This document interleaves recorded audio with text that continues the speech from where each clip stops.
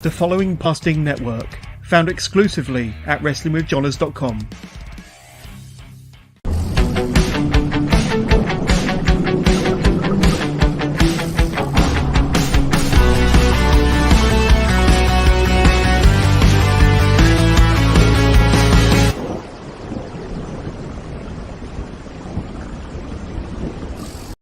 Hello and welcome to the latest live episode of Wrestling with Johners, episode 257. And today I've got another awesome guest.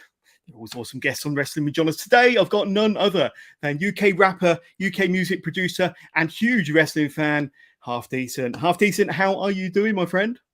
Very good, Johners. Very good. How about yourself?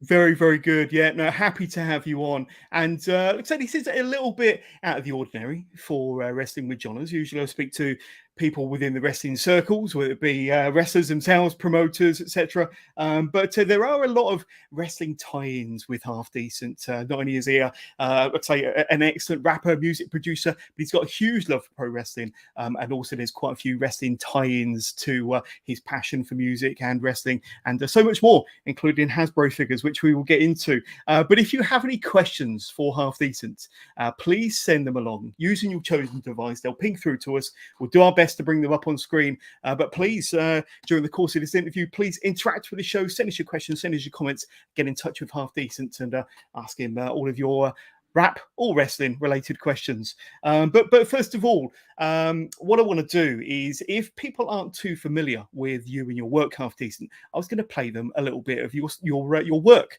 So this is from a track called Sleep Paralysis. I'm going to play him a minute or so of this, but do you want to give a quick intro to Sleep Paralysis, about what it's all about, the kind of thoughts behind this tune then? So if anybody's ever had sleep paralysis, they might kind of understand this a little bit more. But I've always had trouble sleeping and always had trouble kind of visualizing and speaking about what happens when you actually have sleep paralysis, and when you have a sleep paralysis demon as well is another phrase for it. And I just kind of worked it into a song, and I think the video actually reflects it quite well as well. So this is kind of like what my mind is like when I'm either asleep or trying to sleep. So that's what this whole song is about. Let's have a little flavor of Sleep Paralysis from Half Decent. Here we go.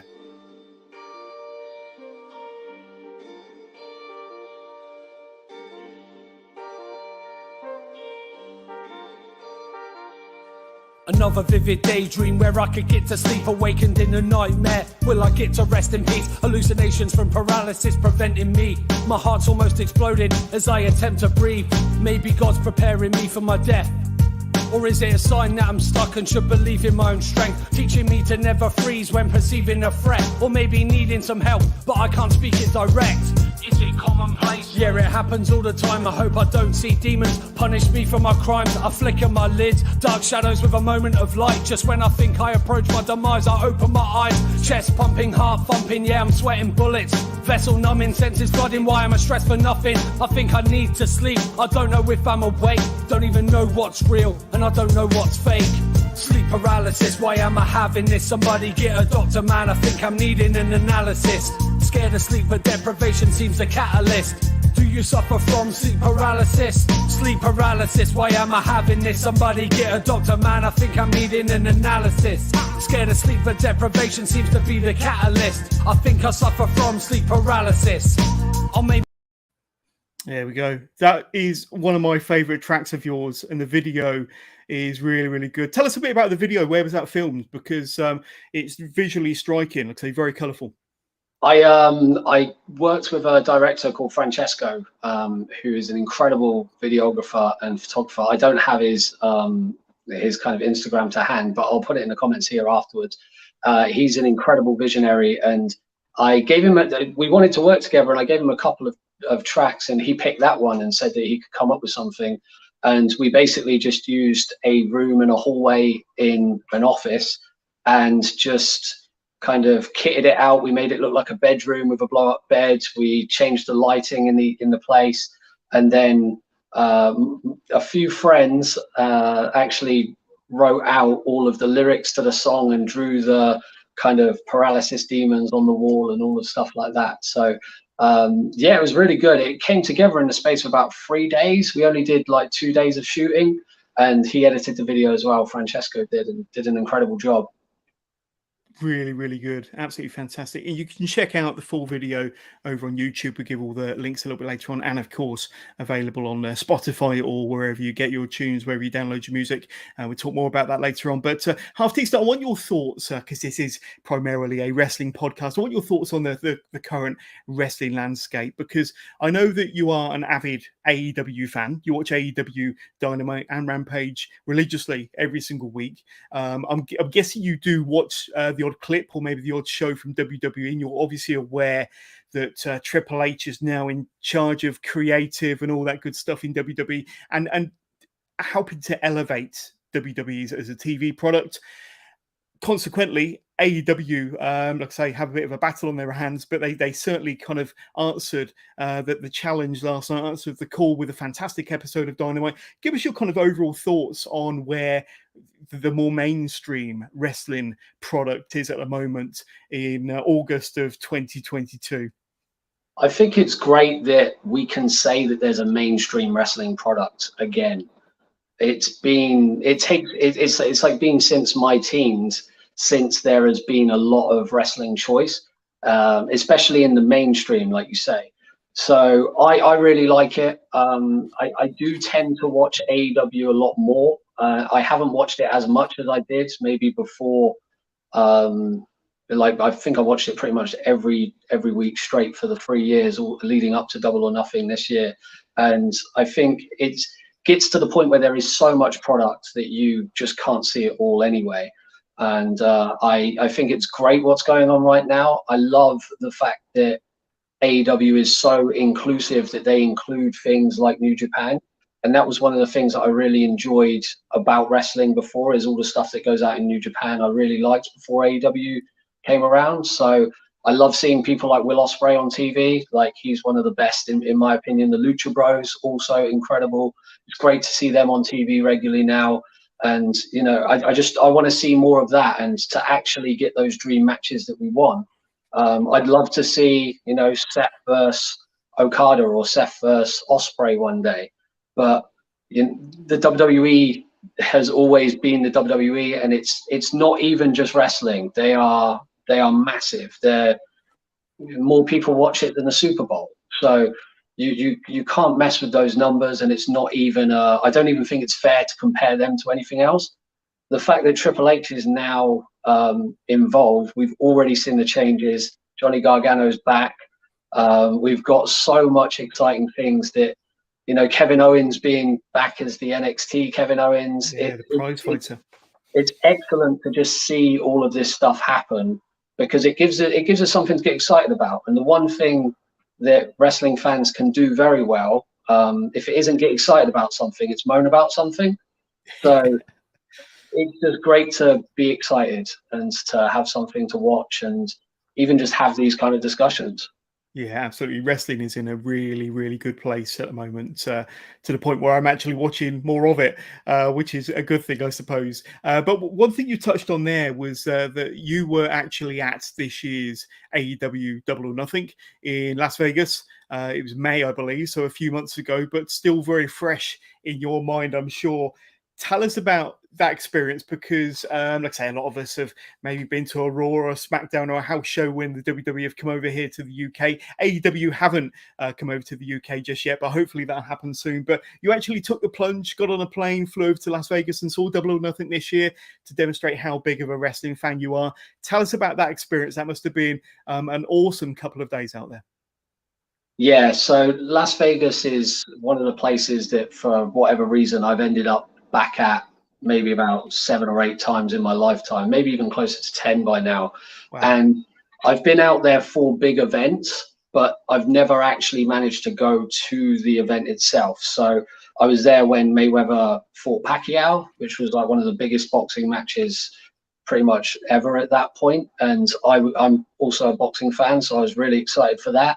But I didn't get to go to the actual fight. I only got to go to Vegas and just there's this thing about Vegas that there's this feeling about it. You can't really explain it unless you've been there. But when there's a fight week, or when there's like a UFC event, or when the wrestling's on, there's this buzz in the city. And Double or Nothing was obviously a huge deal for AEW. Punk versus Hangman is in the main event.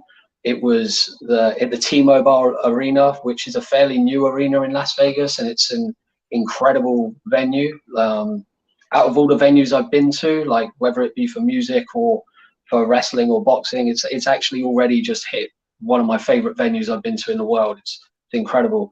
And I think the fans and the atmosphere was just unreal. It was like being at one of the biggest rock concerts you could go to, but it lasted 4.5 hours and just didn't slow down at all. It just got more and more intense, and yeah, it was incredible, really good. Yeah, like I say, the show opened hot, didn't it, with Wardlow versus MJF, and you had the Anarchy in the Arena match, which was pretty damn wild. And then, of course, it closed out with CM Punk winning his first World Championship after 9 years against Hangman Page. But you probably would have seen, I know you've seen, you spoke about it off air, last night's Dynamite. And of course, Jon Moxley is the undisputed AEW World Champion, beating CM Punk in less than 3 minutes. So an incredible kind of outcome to that match. And it wasn't even the main event of the show, but a fantastic outcome to that match between two of the biggest names in AEW, two of the biggest names on the wrestling landscape anywhere. Give us your thoughts on kind of how that match went down, and Moxley being the undisputed world champion now. I'm glad there's no interim title anymore. Yeah. I think that doesn't make sense to me, and I think it makes sense to just have a champion. If your champion can't be champion, they drop it for whatever reason, and so I'm glad there's one champion. Quite surprised that on a Dynamite before what is All Out in a couple of weeks. It makes my head thinks that CM Punk's probably just injured and can't wrestle the pay-per-view. But if this is part of a different storyline, and there's actually going to be maybe a rematch, then I'd be very interested to see how it pans out. Was that Dynamite in Moxley's hometown as well, pretty much? I am not sure, but if anybody's watching at home, they might be able to tell us. But but like I say, a hell of an occasion, and a very surprising outcome. With, like I say, WWE doing a lot of returns and a lot of surprising things themselves under the Triple H regime. AEW are kind of matching them blow for blow. But let's talk a bit about your love for wrestling and music now. And what came first in your life? Did wrestling first come into your life, or was music there from the beginning? What was actually first in your kind of love? I think, and I'm guessing this, but it would have probably been wrestling. I remember watching wrestling when I remember my auntie Sadie actually got me into it when I was probably about 5 or 6, something like that. And I know the anniversary is actually coming up. It was I'm 100% sure this was my first thing watching was SummerSlam 92. If I saw anything before, I didn't remember it. Maybe I was too young to remember it or whatever, but SummerSlam 92 was, I remember the characters of the Nasty Boys. I remember seeing the Undertaker Kamala match. I remember being fascinated by the Ultimate Warrior. And I remember just really kind of rooting for the British Bulldog. So, and I think I saw that around my birthday. I don't think I saw it live. So it must have been like a tape that she had of some sort. So yeah, I would have been probably around 6 then. And rap music in the UK, where in 92 was completely different and definitely not accessible to 6-year-olds. So I'm pretty sure wrestling was first. Yeah, absolutely. And you mentioned about some of your earlier memories there, half decent. But who were some of your favorite characters and your favorite heroes growing up? And did those heroes change? Did some of your favorites change as you matured as a wrestling fan? Oh, definitely, yeah.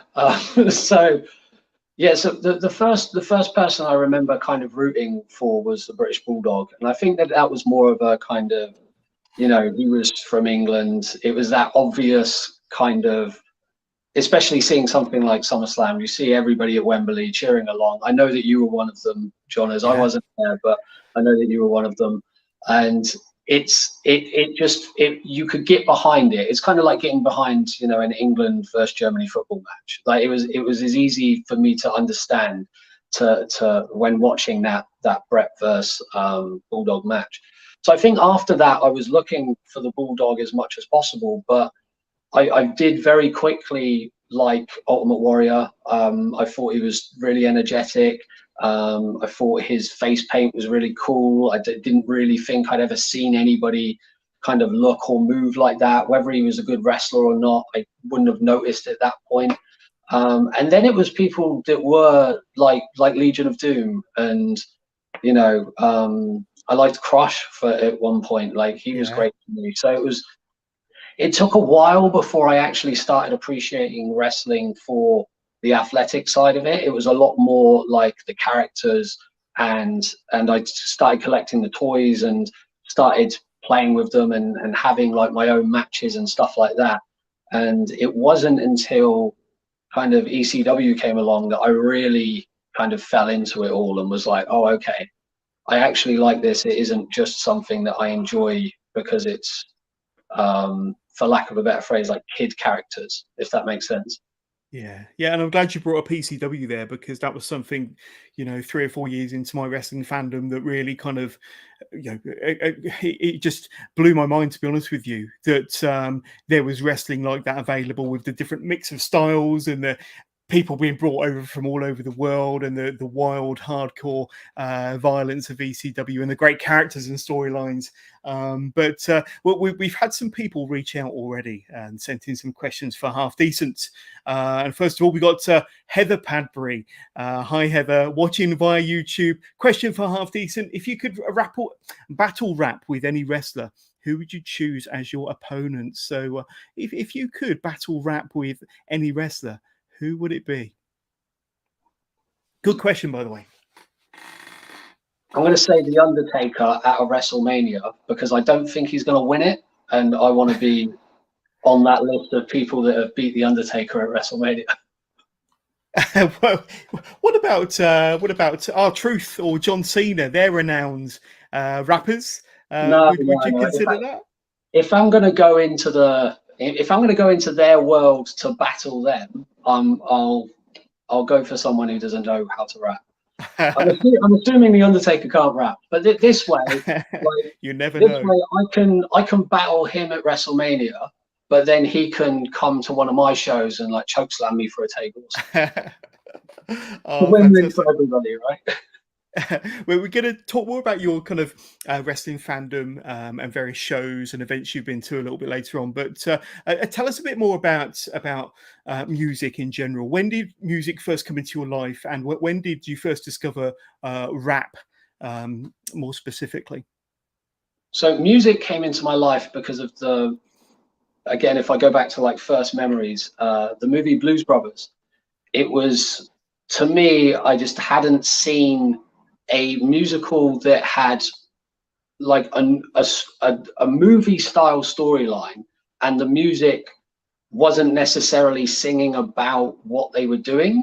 It's like, if you look at typical musicals, it's usually, you know, they'll be singing about the storyline, but Blues Brothers, the musical aspect of it is almost just a soundtrack, but the way they perform it makes it a musical. And I was fascinated with that movie when I was younger. I loved the imagery of the Blues Brothers, the suits. I loved all of the songs. And then I kind of just fell in love with blues and movies. And I started like I actually wanted to start writing and directing movies and do that sort of thing.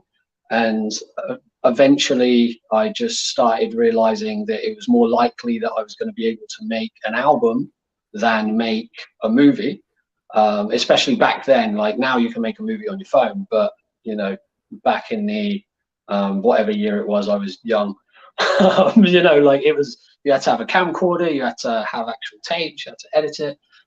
So yeah, that was my first memory, and it wasn't until I used to borrow like 2-pack albums from my sister, and I started to get a lot more into rock music and listening to people like Rage Against the Machine, listening to Cypress Hill, listening to like Limp Bizkit, like anyone who had guitars, because I really liked guitars. But then I started noticing that there was this thing called rap, and I think 2-pack was kind of like my first introduction to rap. And I was kind of like, oh, he's saying stuff that is actually quite important. And I started learning about what he was saying, and started learning about kind of various different cultures and different historic events. And that really opened my eyes to, if I make music, I could sing a song, but I could say twice as much if I were to rap, or I could speak more about cultural events or get a passion across a bit more.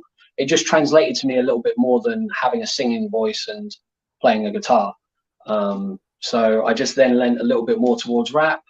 And then I saw Eminem live when the Eminem show came out, which was 2003, pretty much like the height of his, I mean, he's probably still one of the biggest artists in the world, but back then it was kind of indescribable, the amount that people were talking about him. And seeing that and seeing everybody move to one person rapping, it just all of a sudden clicked to me that everyone I've ever kind of cared about or followed, they've always just told their truth. And I just realized if I just be myself and rap, I could tell my truth. And that was the moment where it all kind of made sense to me. And when did you decide to take that leap into actually writing your own stuff, eventually recording your own work? Did you feel that you kind of had to feel more confident in your rap style before you wanted to get it recorded, or get specific songs written and then recorded? Yeah, I think I probably started straight away. Wow. I'm one of these people who knows that, like, if I do it forever, I'll hopefully get good eventually. But if I try and wait for the perfect moment, it may never come. So I really just wanted to just get stuck in, and it became a passion. It became a love. So I wanted to learn how to write songs. I wanted to learn how to tell my truth. And it took me, the best part of 15 or 16 years to release what I call my debut album, which is Groundhog Day, if people out there haven't seen it. But that was my way of figuring things out. It took me a long time to figure out what I wanted to release in the world, but I was making songs almost instantly and just trying to get good.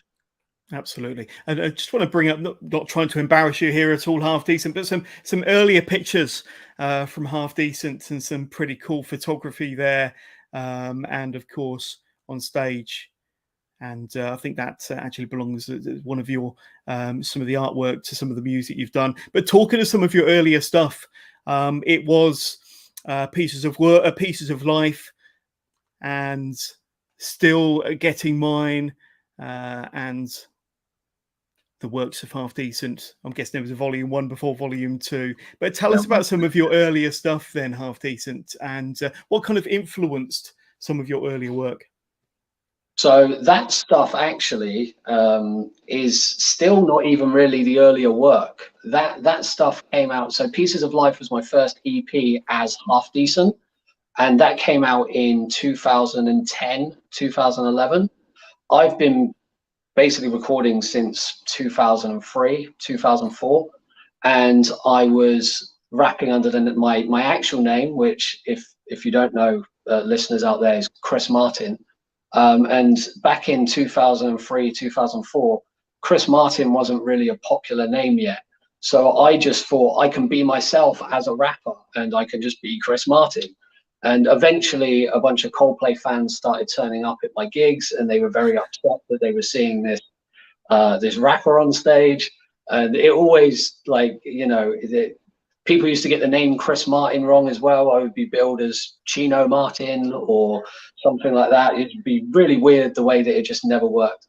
But I was actually learning to produce as well. So I was trying to produce all my own music, and I do. So I kind of made a collective or a record label, and it was called Half Decent, and that was something myself and a friend of mine, Heights, came up with. Shout out to Heights if he's listening, he might be.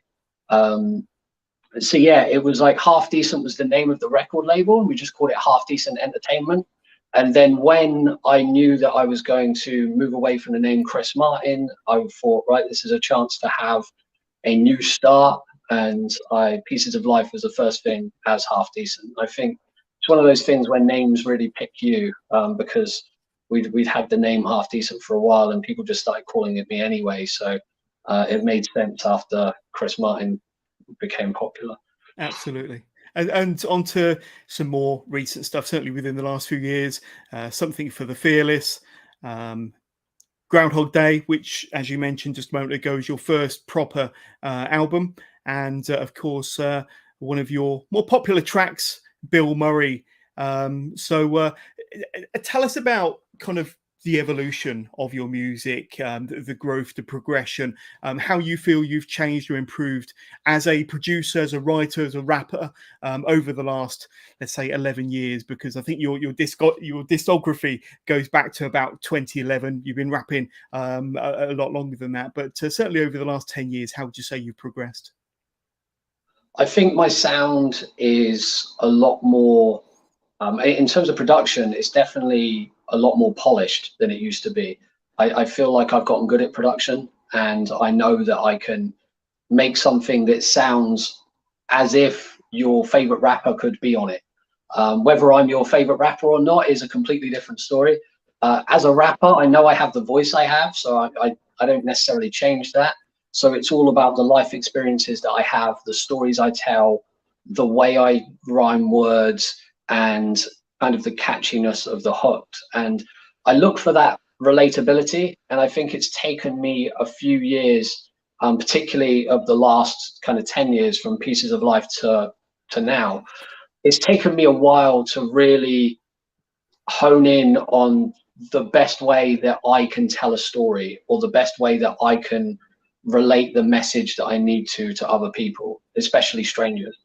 So that's the thing that I feel I've gotten good at now. If you listen to anything off of Pieces of Life, it's more of this song is about how to have a party. This song is about being upset. This song is about relationships. It's all very isolated. Whereas the new stuff that I make, it could be all three of those things in one song, and it wouldn't sound incoherent or messy. It would actually make sense start to finish. Yeah, absolutely. And one of your more recent releases, Spilt Milk, which is a really, really great tune and a fantastic video.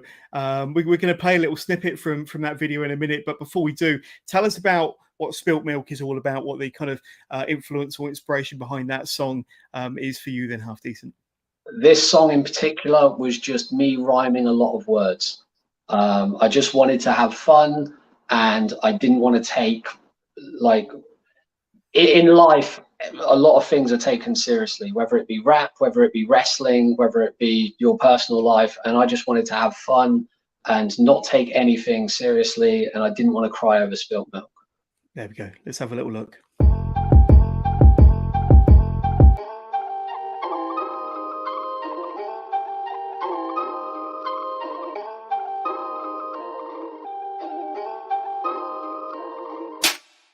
Greatest ever, like Mayweather, no fake leather, levitate, plate, stage center till I'm paid cheddar. Pain pressure weighs heavy on the page letter. Victory is sweet, but these beats taste better. Fuse and a lit match, got layers like Big Macs. Live fast with the misfits, smashing all your knickknacks. Click clack, no more riff raff, tilt your head back. Sip it till your raps are bad like bagpipes from Bad Dad. Super duper Lex Luthor's just a bed pooper. Bald headed, tool weapon, war suited death doer. How do you do, huh? Mind in a sewer. Get in debt sooner, YouTuber, no computer. Easily bored, so I spell it on a Ouija board. John Cena kicking balls, you can't see me sport. Leave before I speak it raw, reaching for your weakened jaw. Make you see remorse like victims in the movie Saw. Quit crying over spilt milk. What's my identity? Trying to keep up, but I'm wasting all my energy. Milk is blue, biscuits too, mixed with booze, Jaeger moose. Ha! I need to figure out the chemistry. Street grinder, neat rhymer, eat meat from a deep fryer. Deed by a streak on a beach, a naked speech writer. Breathe fire, rewired, breeze by the beat binder. Reminder, be kinder, that line's a rewinder. Stuck in limbo, doing limbos in limos. Tiptoe over hungry hippo bimbos who lick toads. Ride the crypto, get more on the gizmo. Just another sick flow to bring you more sin quotes. I'm better than you and you know it. Two-toeing in the booth, flowing, root growing, truth showing. No excuse for loot throwing, the root's broken. So I'm birthday suit going, nude posing. Verses I redecorate, choruses I renovate. Drop bombs all over the beat and watch them detonate. Lyrical lemonade, rhyming words in many ways. Flow is just an ending maze, wait until the henny fades. I'm no longer off my face, this deadly gaze for 20 days makes the pen evade the dancing days and gently sway. Every praise for getting plays is just a way to say okay, but how much does a penny weigh when it's on a screen anyway? Slow money for no rope, no soul dope. Clothes soaked but I don't mope cause there's no hope. Told the Pope's ghost, wash your mouth with old soap. Mine's so dirty in your gold robe, so I'm drinking nourishment, spreading some encouragement. Simply supplements for every guilty punishment. Why the discouragement, subsequent to fun events? Why else would we be here? It's not the money spent. I don't need a Glock 9, all I got's a sharp mind. No pen, no pad, just triple pepper hot rhymes. All I need's my heart and my soul, and to find time. Cause tomorrow ain't promised, but things will be fine. So quit crying over spilt milk. What's my identity? Trying to keep up, but I'm... Another awesome track, and I absolutely loved the video, which is why I kept watching it. So stayed on screen for a while there, but a brilliant video. What was the inspiration behind shooting it from inside a refrigerator and half decent? A very unique way of shooting any sort of video, I suppose. I've got a new way of making videos, and it is basically if I can't film and edit the video in one day, then it's probably not going to exist. And that's just the nature of every time I've tried to do a video, no matter how good I think the song is, and it always becomes a hassle. It seems like videos never seem to get finished. So I've taken it upon myself to go, what ideas can I do myself and what can I just get done? And that was one of them. This song is called Spilt Milk. For people who want to see the cliffhanger at the end, I do something called a Jägermoo, which is you did reference that in the song, yeah. Yeah, it's Jägermeister dropped into milk, which is actually quite a nice drink, but it has to be cold because if it's not cold, you're just drinking warm milk. So I was just like, what can I knew I was going to end the video with doing a Jägermoo, and I thought, how can I make it look interesting? And I thought, put the camera in the fridge, make it whilst rapping, and you can see it in there. My lip syncing's not great because I'm really confused at how to make things and things. But yeah, but that took 2 or 3 takes, and by the end of it, I'd had way too many Jägermoos. But it was a fun video to do. Absolutely. And there was a John Cena reference in there as well. I heard that. Another reason why I wanted you on as a guest is because a lot of your songs have wrestling references in them, as wrestling titles, wrestling lyrics, which kind of combines your love for music, rap, and pro wrestling, of course. And another example is this track here, which I believe is a B-side called All Elite. And knowing that you're a big AEW fan, has to have something in conjunction with All Elite Wrestling. But tell us about the kind of influence behind the song title, behind the track. And we're going to have a little listen to a part of it in a moment, but give us a little bit of an insight into All Elite then. Well, yeah, All Elite was just... I actually just made the beat and it just sounded like a lot of the start of AEW. And to me, it felt like it was not so much a wrestling song, but it felt like to me, it sounded like it should be in a video game or it should be about combat of some sort. So I think my original idea was going down like a Street Fighter or a Streets of Rage kind of route. But I'd already done another song called Louis Kang, which is a Street Fighter character. And then I started writing to it, and just a lot of wrestling references came out, and a lot of moves like like elbow drop or suplex. And then eventually, as I was just kind of having fun writing it, the phrase "All Elite" ended up being in the chorus, and I thought, okay, well, this makes sense to go down this route and just have fun and kind of make a tribute to All Elite and the excitement of those first kind of couple of years. Absolutely. It's only a very quick clip, but here's a clip of All Elite. Fight, be the best, fight till you bleed. Fight for respect, no room for defeat. Fight with the strength, fight with belief. That's what it means to be All Elite. There we go. But that is also available. Have you got that available on YouTube, or is that available to download yet, Half Decent? Yeah, that's on Spotify. That's on anywhere you get your music. And if that clip was not enough for Tony Khan to know if he wants to use it yet, then send me an email, Tony. I'll send you the full version. You'd be welcome to use it in anything you want. Absolutely. And another song. Now, we were talking a little bit about this off air, but now see if I've got a picture here. But it's actually a song called Shawn Michaels. And obviously he's one of your heroes growing up, one of your wrestling idols. But you've actually dedicated an entire track to the Heartbreak Kid. Tell us a little bit about that one, kind of the motivation behind wanting to write a track about Shawn Michaels. So this is another one that was kind of just a lot of fun. And I kind of say that in the song, I don't want to spoil it for anybody, but I kind of say, like, I'm the Shawn Michaels of UK hip hop and UK rap. So it's kind of like referring me to doing certain things and relating it back to what Shawn Michaels may have done. So I mention a lot of things that Shawn Michaels has done and throughout his career, but then I kind of tie it back into rap or grime or kind of half decent culture.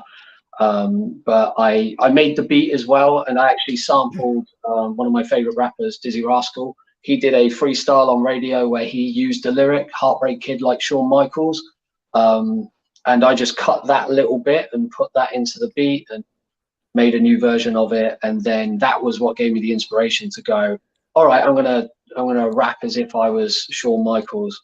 And I actually freestyled all of that. I didn't necessarily think too much about it. I just came out with what it was. That will be released on Spotify and iTunes and all that stuff within about a month.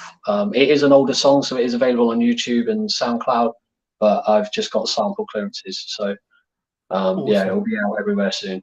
Let's have a quick glimpse of Shawn Michaels then.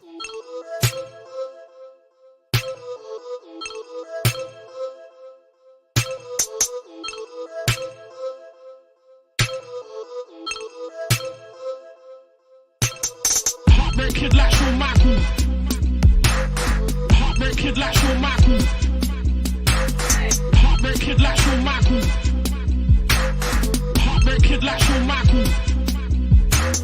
Welcome to the world where we all wonder what happens next when we call the wrong number. Clusters of cutters fill structures for youngsters, darkest of grime in the hottest of summer. Always thought I would grow extreme with an ever-grown dream in my own technique, but then I end up in my own tag team, and my motive steam is to get a closing theme. Parties are plenty, so past the confetti, got the bar in my belly and I'm fast like Messi. What comes out your mouth is more rubbish than telly, so you go through the window like Marty Jannetty. Stay away from fake fence and make ends meet. Do what you love to improve on your dream. When push comes to shove, a smile is all you need. Live how you want, just let me breathe. Heartbreak kid like Shawn Michaels. There we go. I love the reference of going through a window like Marty Jannetty. But classic line there, absolutely fantastic. A lot of fun as well. And you say that's soon going to be available on Spotify, but you can kind of check that one out on YouTube and various other places. But I know more recently you've had quite a bit of time to collaborate with various other artists from around the world. Tell us a little bit about some of your collaborations, because not all of your work is solo work, is it? No, I do various different collaborations with pretty much anyone that wants me to collab on their songs, really. So lately I've released stuff with, there's a song called Don't Stop, which is an artist called Heights, who I've worked with many times throughout my career. Heights featuring myself and Exit. That one's out. I've also worked with one of my all-time favorite rappers, Can I Bust? Any rap fans might know who that is. We released a track called We Reign. That was a couple of months back now. Actually, it might have been 4 or 5 months ago. And yeah, just working on anyone who wants to collab, really. So it's there's a big list of them now. Exit's album, Morning Motivation, I did 2 tracks with him. He's a great artist from Bedford. Go check him out. And then Theoretical, who's my DJ when we do live shows. We've got a few songs out. Are You Not Entertained is now everywhere, which is another kind of, feels like a wrestling driven kind of energetic song. I'm pretty sure there's a few wrestling references in that one too. So Theoretical, Are You Not Entertained? Go check that out. That's on Spotify as well. Absolutely awesome. And speaking of collaborations, I know that me and you, we do kind of hook up from time to time and talk about rap and talk about wrestling. But we have discussed also the possibility of you maybe doing some work within the business, maybe some entrance themes, some entrance music. That's something that quite interests you, and you'd be open to kind of maybe working and collaborating with some wrestlers across the UK or anywhere, maybe do their entrance music. Is that right? Yeah, absolutely. It's music is a passion, rap is a passion, wrestling is a passion. I don't think I'll ever be able to get in the ring, but who knows? And if making an entrance, like I'd love to do an entrance theme for somebody. I appreciate that, like, my rapping style isn't necessarily the kind of braggadocio rapping style that might suit a really high energetic entrance theme, or I don't sing like Chris Jericho, so doing something like Judas might not be possible, but I can produce probably some of the best beats you'll ever hear. So if there's anyone out there who's looking for something quite energetic or instrumental, and just get in touch. Absolutely. One more question that's come in recently. Somebody else watching via YouTube. We've got Row Poetry. Which rapper would you like to wrestle? So you spoke earlier about which wrestler would you like to have a battle rap with. But if there was a rapper that you'd be able to get in the ring with, and looks like not all of them are big dudes. Some are maybe about your size. Any rappers you'd like to get in the ring with? Well, just to say, Ro is actually, if that's the same Ro that I think it is, he's training to be a wrestler as well. So you two should keep in touch, because he's really good. And his poetry is excellent. So shout out to Ro. He's really good. Which rapper would I want to wrestle? See, again, I think I'd want to go for somebody who I either know I could beat or have a really good match with.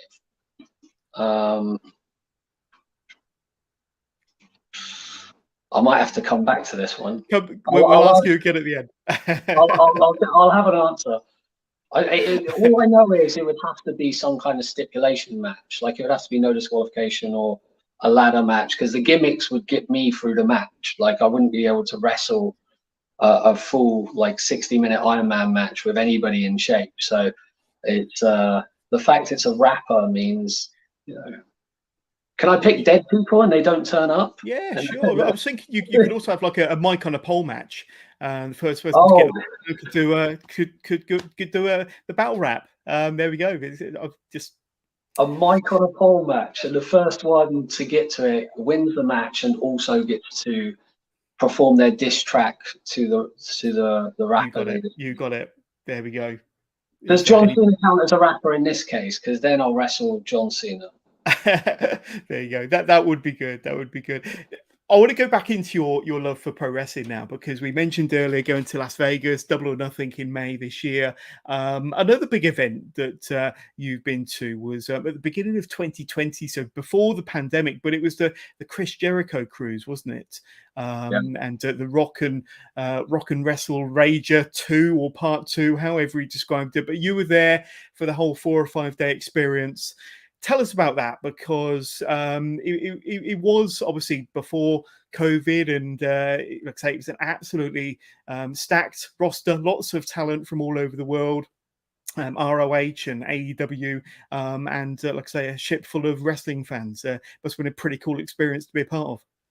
Yeah, it was unbelievable. And now, like, I think COVID, the first thing we heard about COVID was the day we got off the boat. Wow. There was a story that this another cruise ship, and obviously you pay attention because you've just been on a cruise, said another cruise ship is being held at port and not being allowed to dock because of some people having COVID. And this was in Miami where we shipped out, and I think the boat that it was out in Singapore or something like that. So it was very far away, and I was kind of like, okay, no big deal, we'll still get home safe.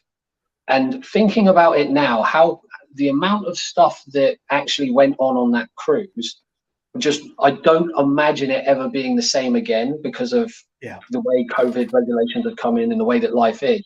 And I mean, I don't think I'll ever be able to be at a buffet and see Jake the Snake walking through, like just picking bits of pizza up, or being able to be so close to people like Booker T and Eric Bischoff, and being able to just openly chat to the talent. And Jake Hager was probably just the most approachable person on the cruise. He was everywhere, just constantly having drinks and chatting to people. Joey Janela as well, actually. He was the one I don't think he had a cabin. He was just constantly everywhere. And I don't think we just, every room I went into, there was Joey Janela.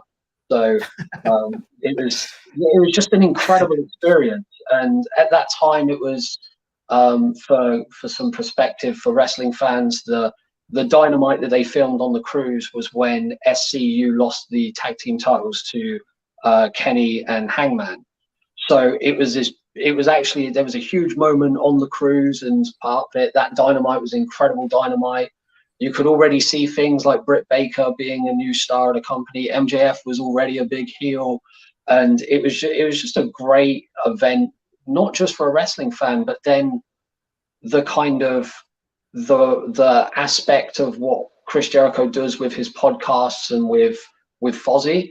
It made it really fun. It felt like a 5-day long festival, so there was always something going on, which I think can be a bit tiresome for some people, but I loved every minute of it. It was really, really good. Absolutely fantastic. I know this year I've spent a lot of time with you in the Electric Ballroom, Camden, London, for Progress. I think we've seen just about every chapter show from Progress that's taken place there in 2022, bar one or two. But like I say, you've been my kind of wingman of the Progress shows in 2022.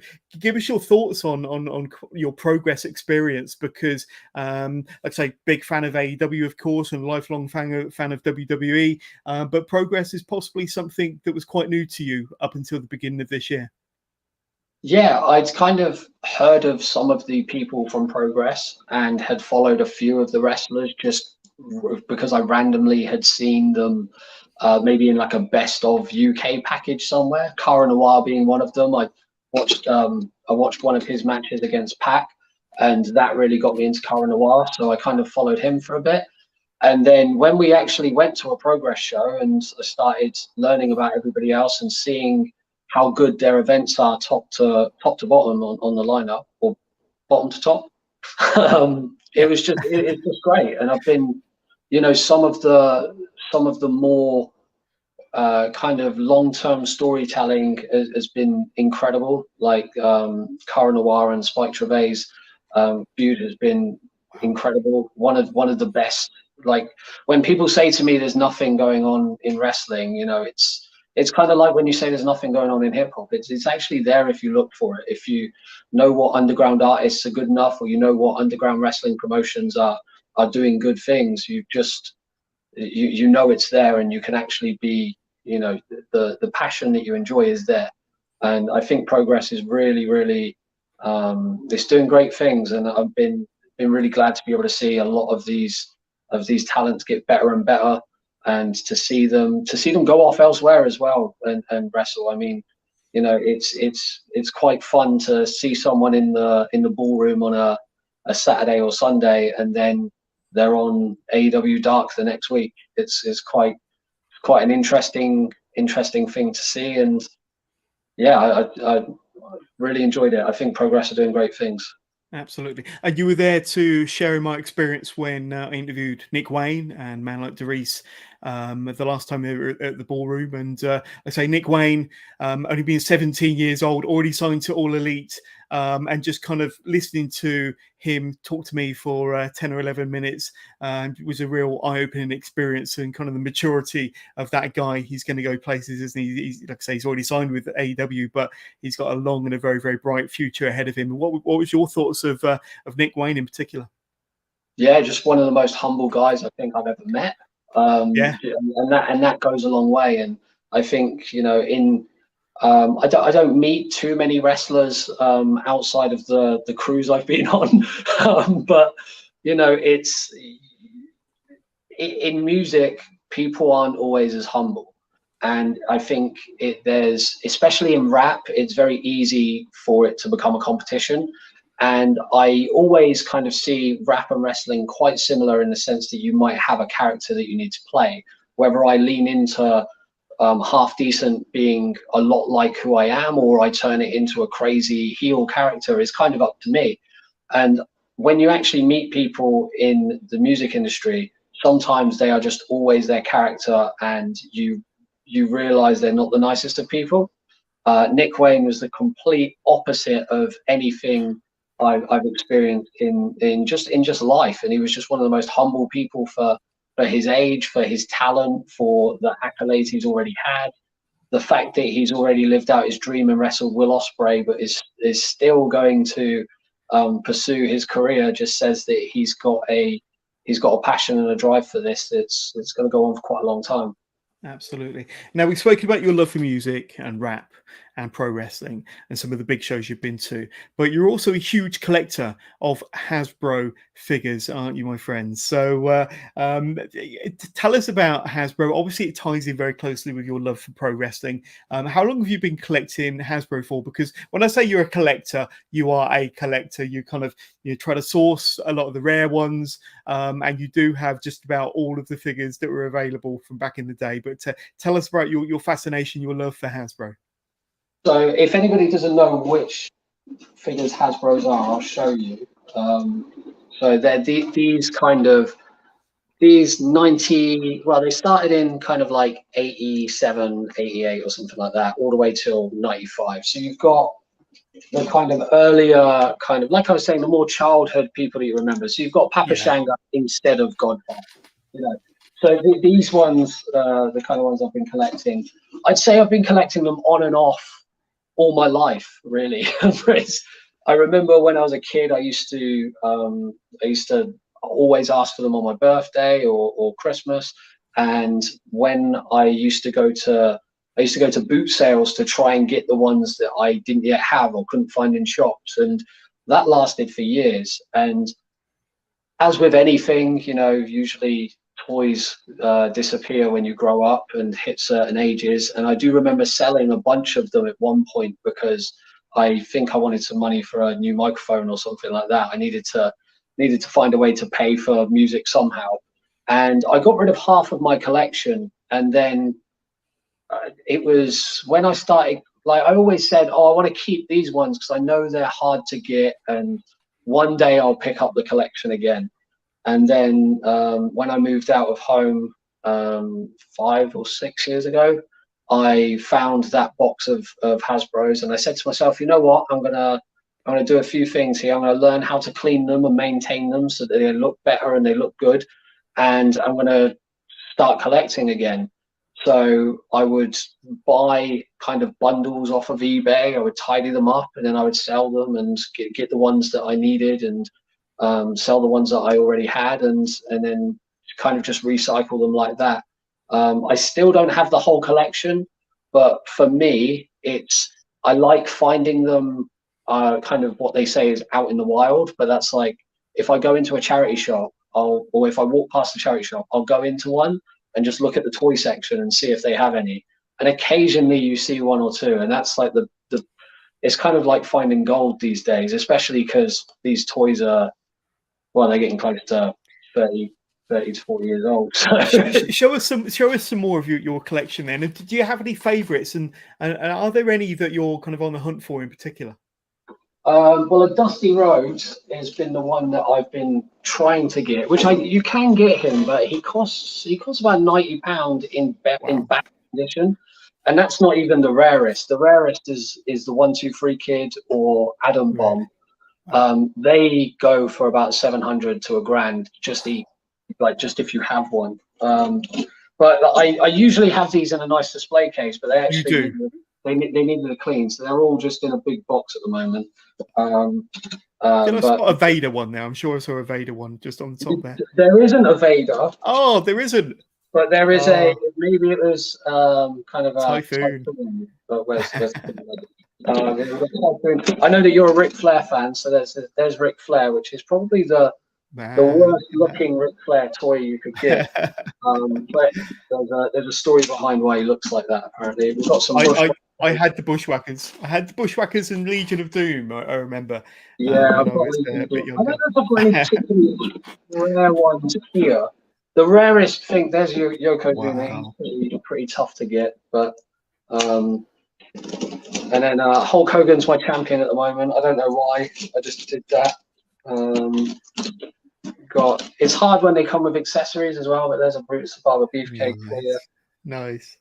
That's pretty cool. It's just, I mean, as with anything, it's just a little hobby. Maybe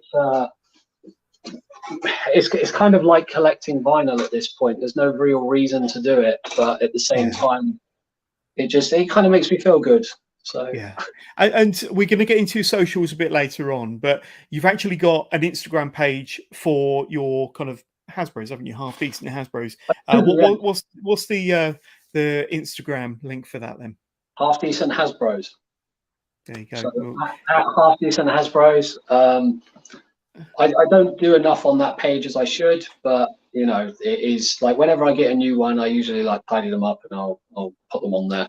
Absolutely fantastic. One thing we haven't touched on is that we've spoken about you writing, producing, rapping, being a big wrestling fan, but you do perform on stage. You are a performer. You do kind of tour. You do kind of, like I say, go out around your local area and sometimes further afield. Tell us about actually performing on stage and what a thrill that must be to a performer like yourself, and what sort of buzz, the adrenaline that you get from performing on stage, and especially when the audience are really into your act, especially. Yeah, I mean, it's one of the reasons why I make music. Everything I do is about a feeling or a passion or an emotion. So being able to perform live and see the audience reaction instantly is kind of the purest way that I know if I'm reaching people with my music, or if that message that I'm trying to say is getting across. The shows are usually really energetic. They're usually quite lively. I try and take people on a bit of a journey. If it's one of my headline shows and you see a little bit of all of the Half Decent character, it's usually a lot of fun. It's very inclusive. Everybody's welcome. And it's a really fun, usually family-friendly environment where people can just kind of have a good time and forget about what's going on in their life, but maybe think about things that are going on in a different way. And I feel that every good show has, great language, great history, and, a story that's something from the heart. So I try and make sure that there's a little bit of everything in it. But yeah, I love performing live. Absolutely. And you do have some up and coming dates, and I think if I remember rightly, you've got an addition to that, but I'm going to bring up a little graphic on screen there. So you've got one date that your fans or anybody that's fascinated by what you do can go and see you in October and November. Fill us in on where we can actually go and see you live, Half Decent. Yeah, so I'm actually the dates on screen in October and November. That's at Lay It Down in Northampton. That's a very good rap event, and I'm looking forward to making my debut there in October and then going back in November. I'm really looking forward to those shows. I'm also playing Exit Fest or X Fest in in November as well. There'll be more details of that to be shared.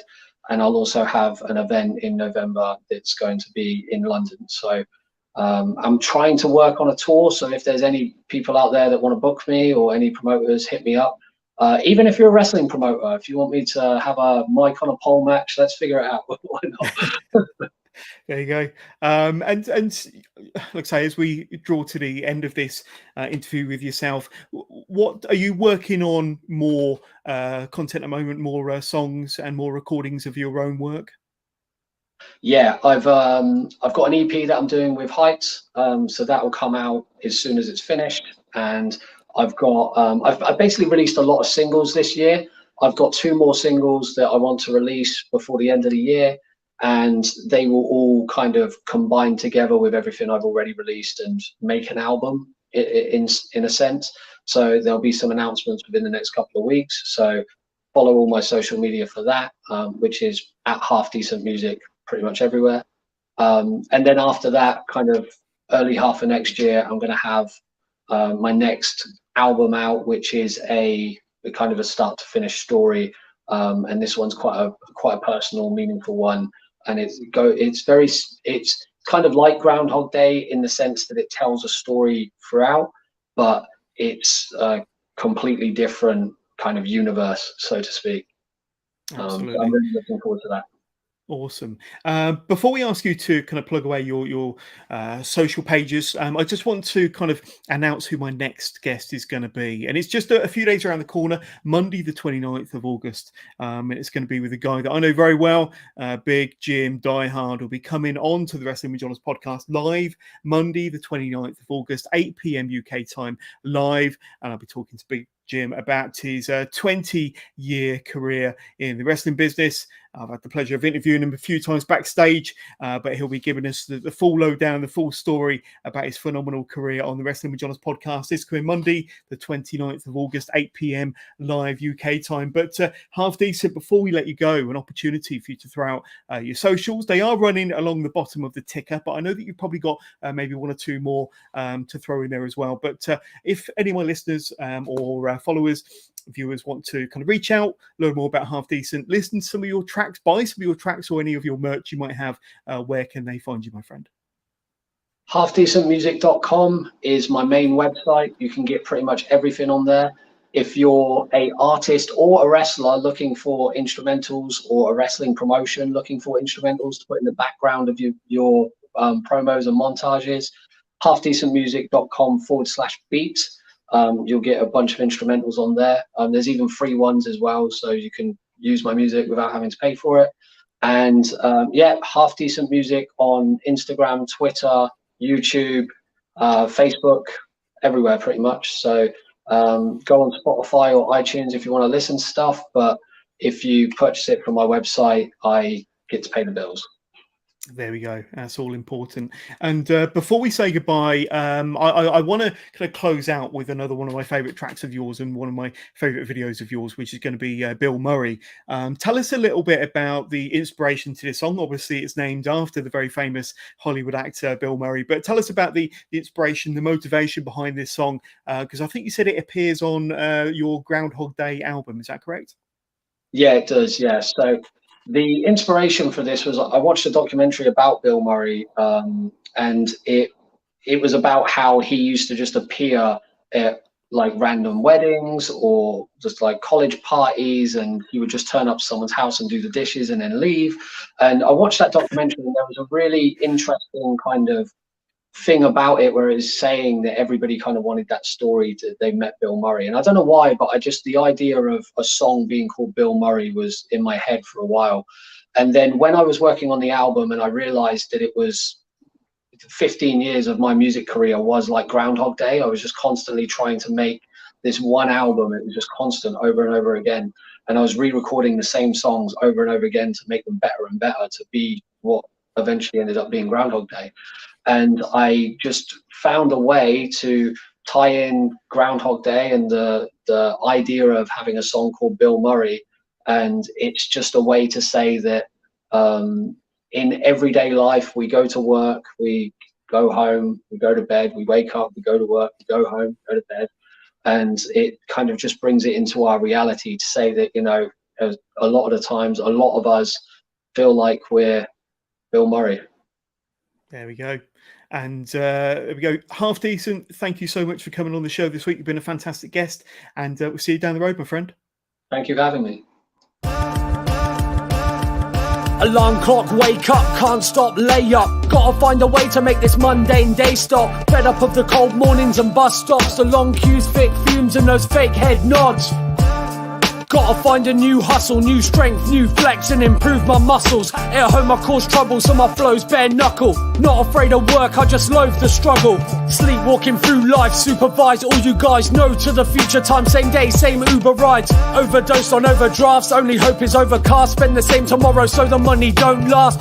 Best boyfriend, that's what my mug says, but it's all about expression and what my love says. Look at what I've got, I could have become much less. I guess I really shouldn't stress.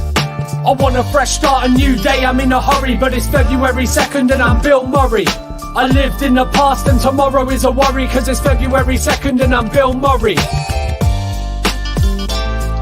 It's February 2nd and I'm Bill Murray. It's February 2nd and I'm Bill Murray. Alarm clock, wait, yes, stressed inside this cold bed. Think about the day ahead before I get dressed. I used to be forgetful, sweating life stressful. Problems I had several to pour on instrumentals. Thoughts I would wrestle as I hold on to my temple. Now it's just another level, cause I try to be a rebel. Try showing potential, remain calm and revel. Riding down the hill with no feet on the pedals. It's not a death wish, you don't know my credentials. My own flow's special, cause the snow never settles. Unique with each day, nothing else will change. Unless I wanna learn more, be better with my ways. I grew up on Blue Peter and bleed test. This paper mache weak vest keeps me running deep breath. I wanna rest just to get back to my best, but I'm back here tomorrow, the alarm's already set. I want a fresh start, a new day, I'm in a hurry, but it's February 2nd and I'm Bill Murray. I lived in the past and tomorrow is a worry, cause it's February 2nd and I'm Bill Murray. It's February 2nd and I'm Bill Murray. It's February 2nd and I'm Bill Murray.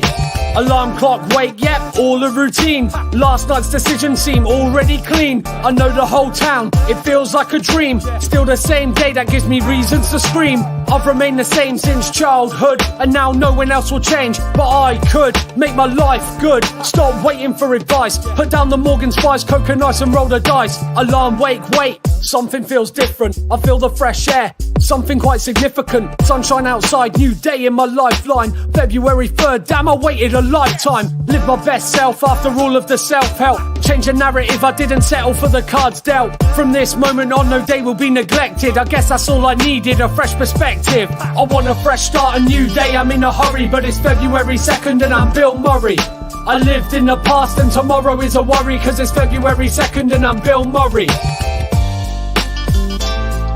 It's February 2nd and I'm Bill Murray. It's February 2nd and I'm Bill Murray.